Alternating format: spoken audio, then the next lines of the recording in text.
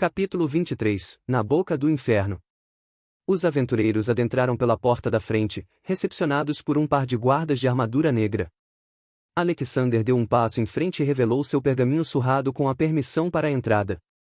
Esperem um momento, disse um dos guardas, pondo um par de luvas de pedra no canto da entrada. As mãos dele entraram por um buraco atrás de si, que ficaram completamente submersas em lava. Do outro lado, ele encostou num botão escondido por essa torrente vermelha, e as portas abriram. Um ar quente atingiu todos, era pior que o deserto onde atravessaram por dias. Alexander acenou com a cabeça e o time adentrou a masmorra. Adereços metálicos e peças de vidro fosco davam vistas surreais de dentro do vulcão, com uma piscina de magma abaixo de seus pés e bolhas de vento quente. Ariolo não estava à vista, tendo pego um caminho completamente diferente quando os outros se depararam com a entrada. De qualquer forma, eles preferiram não se meter nos assuntos daquele senhor, pois já bastava a cota de estranhezas que viram mais cedo. De qualquer forma, a estrutura da masmorra não se alterou. Os corredores feitos de vidro fosco continuaram, por vezes alargando e por outras se transformando num largo labirinto de paredes duras e escuras. As armadilhas também ficaram progressivamente mais difíceis conforme eles andaram pela masmorra, e para o desprazer de Minerva, era ainda mais complicado decifrá-las. Quando uma linha aparecia no caminho, não sabia definir se aquilo acionaria uma bola de fogo vinda do teto ou um chão falso, o que o obrigou a se jogar em situações cada vez mais perigosas. Uma vez, até, ele quase caiu dentro da piscina de lava para tomar um agradável banho de fogo. Sorte a sua que Alexander e Lohan, este por sinal era o que achava mais estranho ser tão forte, o seguraram antes que despencasse para a morte. Após muito andarem pelos corredores, depararam-se com uma pequena sala onde o calor se apaziguava e havia quarto o bastante para se sentarem um pouco. Todos estavam suados, especialmente o líder, que ainda usava aquela roupa larga e espalhafatosa de nobre. Se duvidasse, daria para cozir comida dentro naquele traje. Enquanto os demais descansavam, seus olhos pararam em Bárbara. Ela não interagia com os demais, na verdade, parecia atenta a outra coisa, andando em direção ao canto da sala. Ei, o que você tá fazendo aí? Perguntou, o pescoço girando quase igual a uma criatura possessa. Nada, só vi uma coisa interessante aqui. Uma estranha onda de poder irradiou daquele canto que Bárbara mexia. O corpo dela foi tomado por um brilho repentino, que rasgou suas roupas em pedaços e causou um grandíssimo estardalhaço em todos na equipe, em especial Minerva, que não soube como reagir à repentina mudança de aparência da necromante. A pele dela ficou exposta, seu manto negro se transformou em fiapos que mal cobriam alguma coisa, ocasionando numa gargalhada extremamente sádica de Alice. Ha ha ha ha ha. Olha pra ela. Inesperado tanto da parte de Alice quanto por todos, imediatamente Alexander interveio usando seu manto para esconder a vista, também ficando de costas para que Minerva parasse de comê-la com os olhos. Enquanto isso, uma elfa confusa ficou estirada no chão, observando aquilo num misto de curiosidade e dúvida. Me dê isso logo! Bárbara puxou a capa para se cobrir completamente, as bochechas se coraram e sua vergonha nunca foi tão grande. Pare de me olhar e de rir, sua freira impura maldita! Alice não conseguia parar, pela primeira vez tendo entrado numa crise de riso forte. Chegou a ser algo muito fora de sua personalidade, mas poderia ser que sua dose de raiva extra para como a necromante fez com que mudasse um pouco suas atitudes. Jogado no canto da sala, ela avistou aquela coisa novamente, um novo manto que serviria para esconder suas vergonhas. Manto sombrio de Necrot. Uma criação única e poderosa, tecida por arquimagos sombrios a mando do Lorde dos Mortos. Aumenta mais 10 pontos de inteligência. Subserviência sombria. Esta habilidade permite ao usuário um controle rígido sobre mortos-vivos menores. Ao ativar um selo mágico incorporado ao manto, o necromante pode comandar livremente zumbis e esqueletos de baixa estirpe ao seu redor. Este controle é limitado a criaturas de menor poder, mas oferece ao usuário uma horda móvel e obediente. Ela o vestiu aproveitando a barreira entre os demais, o tecido era negro como a noite e um capuz pendia para trás, junto de listras douradas que corriam pelos braços e barras da vestimenta. Era agradável e leve, um pouco menos expositor que seu traje anterior. A entidade Lorde dos Mortos-Vivos Necrot lhe enviou uma mensagem. Para uma serva comprometida. Despida de santidade, em profanação agora vestida. Poderia ter sido um pouco menos caótico, e ainda assim, obrigada, ó divindade dos mortos-vivos. Um pouco mais confiante de si, ela tirou a barreira do meio e revelou sua nova armadura, agora tão nova quanto ela mesma. Alice fez uma carranca feia e bufou, seus olhos brilharam numa reação sublime de ir em direção ao necromante. É ainda pior que a anterior.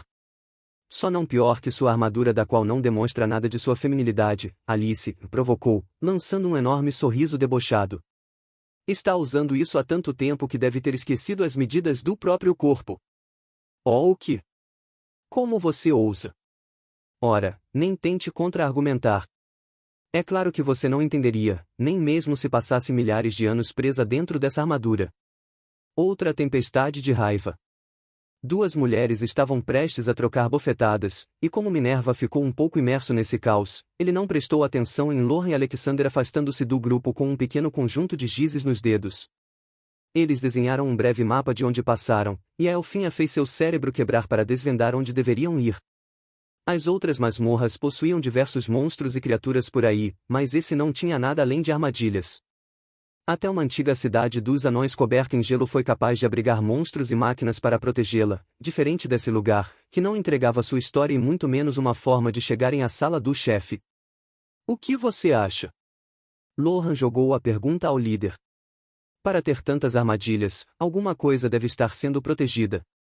Se também julgarmos a velhice de algumas delas, pode-se dizer que ninguém visita esse lugar há bastante tempo, e duvido muito que os guardas e funcionários que cuidam desses monumentos renovariam as armadilhas para matar novos aventureiros. Concordo, no entanto, isso é um mistério.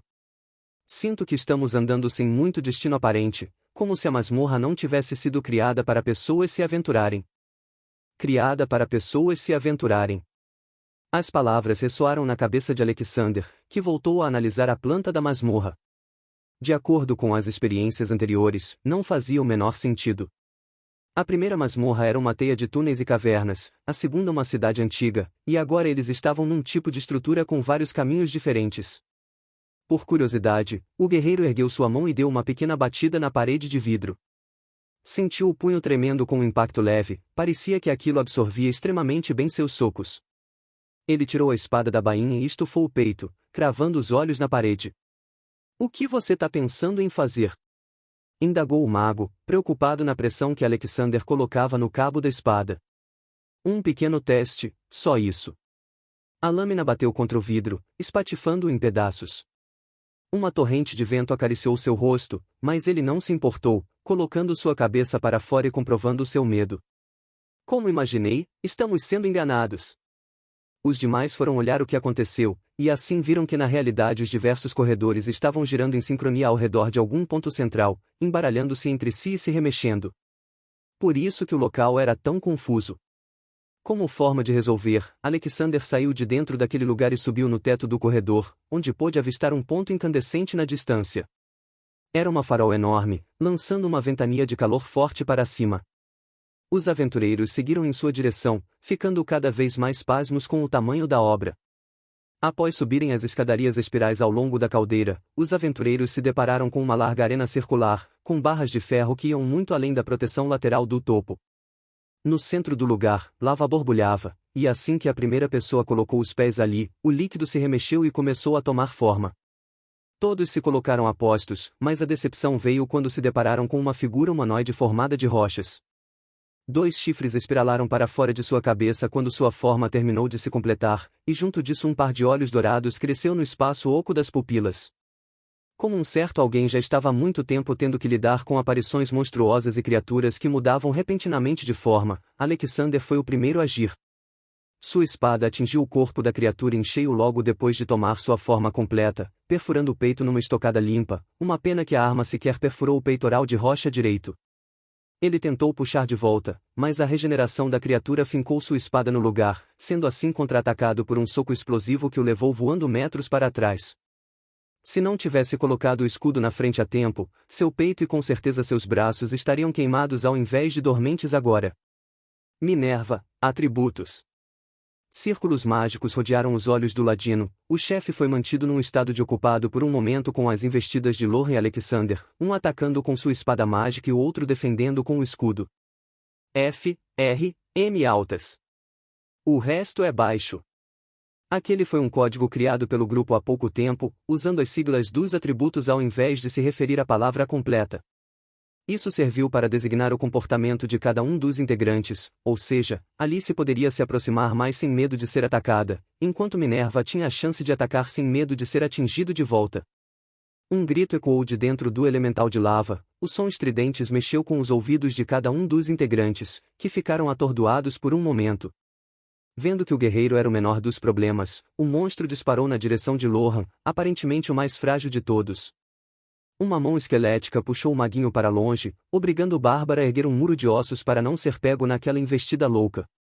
A demora para atravessar a parede de ossos deu tempo para que os demais recobrassem parte de seus sentidos, e Alice, com o uso de sua bênção, aumentou os pontos de força de Minerva para que ele fosse capaz de abrir 2 fendas nas costas do elemental. Aquilo não adiantou muito, pois isso não o fez vacilar, pelo contrário, só aumentou exponencialmente sua ira. O ladino pensou que poderia desviar de qualquer coisa, menos uma pedra de fogo atirada direto das mãos do inimigo, que o acertou no meio da barriga e fez sangue subir pela sua boca. Isso nocauteou, e as coisas passaram a desandar a partir daí.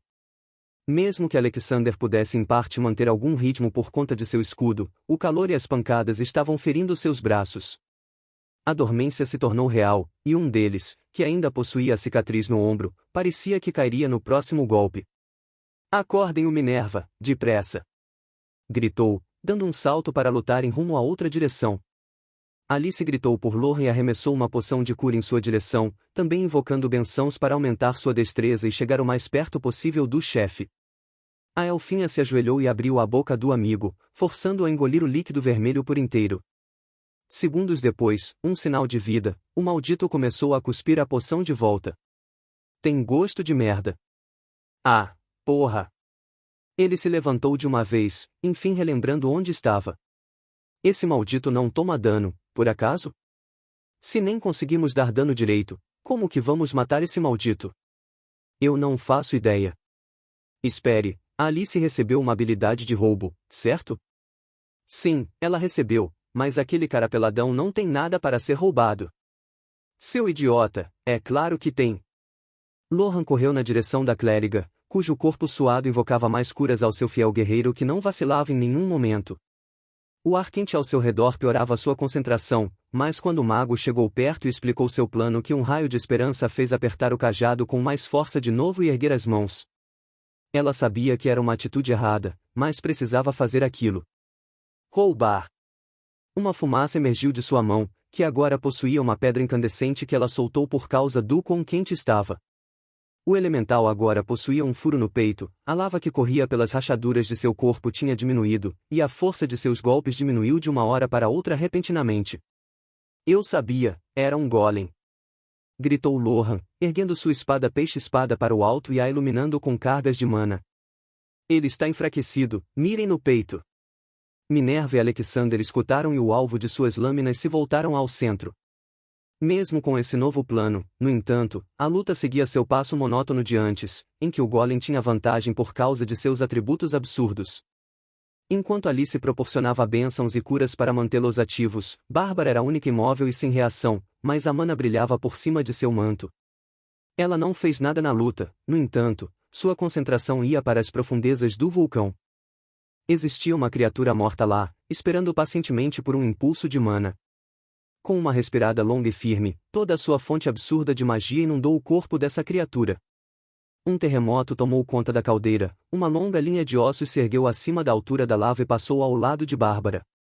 Esse longo espinho perfurou diretamente o ponto fraco do chefe e o empalou, antes de puxá-lo para o fundo do lago de lava e seus pedaços voarem no ar.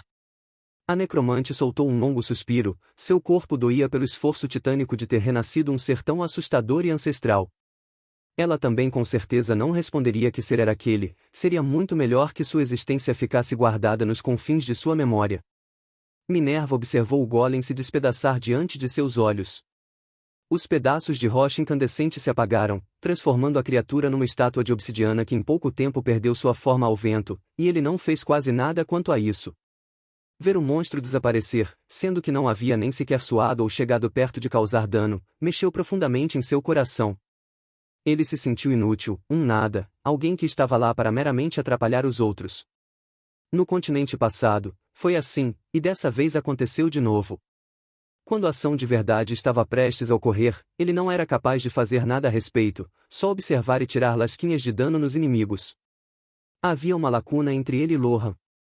O elfo se tornou tão forte em pouco tempo, mudou tanto que mal dava para acreditar que era realmente seu amigo, agradou às entidades de tantas formas e recebeu diversos favores, enquanto ele estava ali, frustrado, se sentindo deixado de lado por tudo e todos.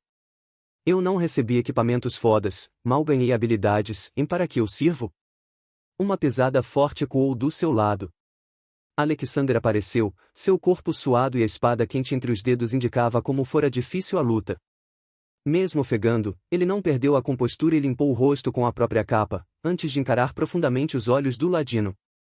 Está tudo bem, Minerva? Está sim, Brutamonte. Seu lado piadista não sumia, mas logo um sorriso surgiu em seu rosto e ele desconversou para tirar as mágoas. Finalmente esse bichão caiu, hein? Bárbara estava realmente demorando para fazer algo de útil para a equipe. Se você bem lembra, eu invoquei um monstro que quase deu cabo do inseto gigante, respondeu a necromante, com o maior tom de desgosto. Fique na sua e não reclame, inútil. Quem que é inútil aqui, ô maldita? Uma veia saltou do rosto de Minerva, agora seu corpo queria ir na direção dela e matá-la ali mesmo. Os dois entraram numa nova discussão, enquanto o líder fixou seu olhar em Ariolo, o principal alvo do golem. O velho ia para um lugar isolado, além da arena do chefe, num compartimento mais isolado. Alexander o seguiu sem alertar os demais, sua mente pendia entre diversas dúvidas que gostaria de soltar, mas ocultou elas para si. No tal compartimento, ele avistou um rapaz parede, de cabeça baixa e com longos fios prateados descendo para os lados, seu corpo estava preso por correntes de gelo que não derreteram mesmo dentro do vulcão. Ariolo pegou um pedaço afiado de ferro caído, fincando a lâmina no peito do jovem, que morreu pacificamente pelas suas mãos. O que você fez? Perguntou Alexander, tendo visto tudo. Oh, é você, cérebro de músculo, provocou de volta, largando a barra para outro lugar. Eu só fiz o que precisava ser feito, e agora que está, vou embora. Nada mais simples que isso. Ainda não faz sentido. Por que você o matou? Porque precisava, apenas. Deixe de perguntar as coisas e siga em frente, muitas coisas acontecem não porque queremos ou não por um motivo específico, os motivos dos outros são próprios e nada mais. O líder se viu numa posição de questioná-lo mais ainda, porém não o fez. A presença de Ariolo, por algum motivo, não lhe dava razão para ir além, e assim os dois se separaram para sempre. O velho foi embora no meio dos escombros para nunca mais ser visto, enquanto Alexander ficou olhando o lado de dentro da sala, os olhos travados no cadáver preso por correntes e o sangue escorrendo. Respirou fundo e deu as costas, o restante da equipe estava completamente bem e os demais mortos-vivos de Bárbara tinham sido desfeitos àquela altura. A marca da masmorra foi adquirida, o peito de Alexander queimou ao adquiri-la. Foram tão longe, agora faltava uma última masmorra. No entanto, antes deles terem a chance de pensar no próximo passo, o chão tremeu. 3 enormes pilares de luz se ergueram em direção ao céu, um brilho ofuscante quase cegou os 5 aventureiros. Segundos depois, o brilho parou e agora havia um buraco entre as nuvens. Uma larga sombra tomou o lugar do sol, dando a vista de uma gigantesca fortaleza flutuando no topo do céu. Sua muralha branca e torres sombrias ocultavam o maior segredo do mundo, enquanto a aura mística que foi formada acima de suas cabeças indicava o último ponto da jornada, o castelo no céu.